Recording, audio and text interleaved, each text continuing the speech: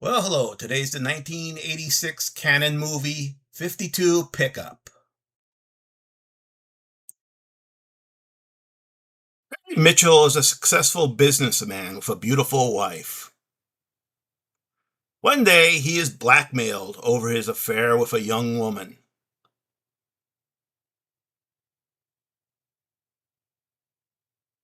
He refuses to pay, so the blackmailers then kill the young woman with a pistol stolen from Mitchell. They frame him for the murder.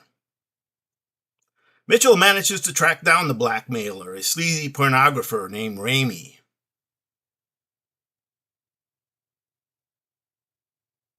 He shows him the company's books and convinces him he can only pay $52,000.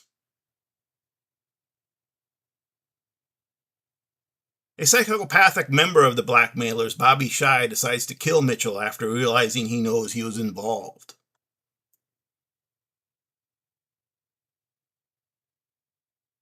He fails, but Mitchell then tells him of the deal with Ramey, which he didn't know about. This causes dissension with the blackmailers.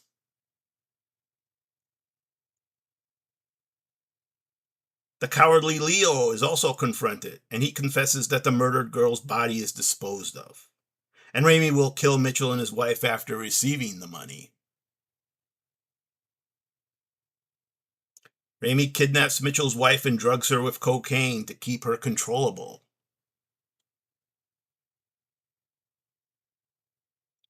Leo is killed by the psychotic Shy.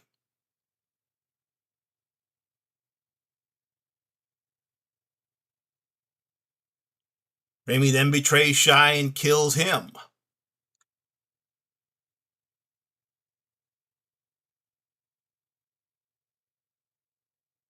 There's the final confrontation between Mitchell and Ramey.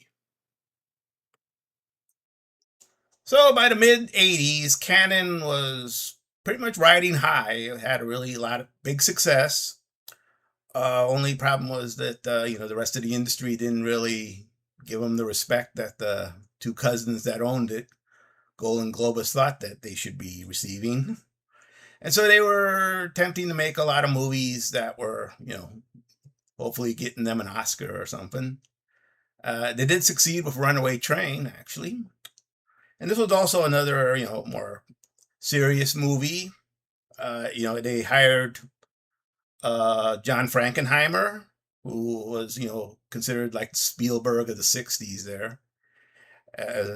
And also they got, some great talent, Roy Scheider and Margaret star in it. John Glover, who was the lead villain, and he played it excellently. He was really a psychotic guy. And and Clarence Williams III, who I guess was another psychotic of the blackmailers.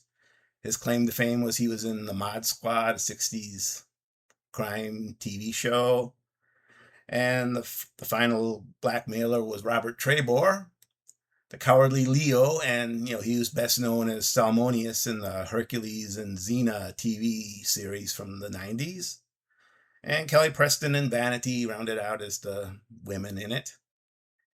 And it was based on a book by Elmore Leonard, and he also co-wrote the script for it.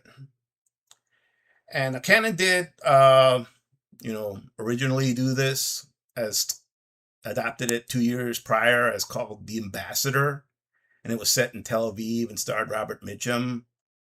It didn't do well, but they decided they would just do another version of it, one more faithful to the Elmer Leonard script. And it was going to be filmed in Pittsburgh because the original book was set in Detroit. But for budget reasons, they moved it to LA, and I think that was probably a better idea because it really fits well into LA. And this was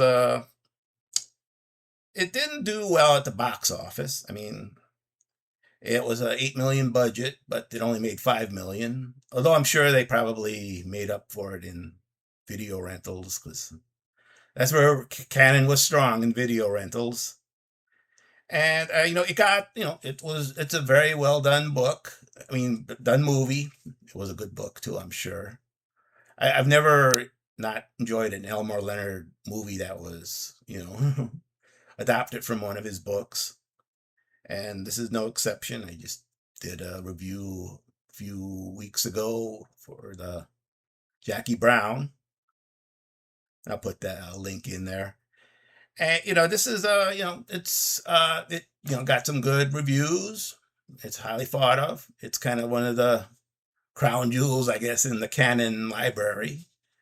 It didn't get any, Oscar traction. I think, honestly, not many people even noticed it existed. But this is a very, really well done little crime thriller. It has a lot of twists and turns, and it's enjoyable. I like this movie a lot. I highly recommend it if you want a good, thriller.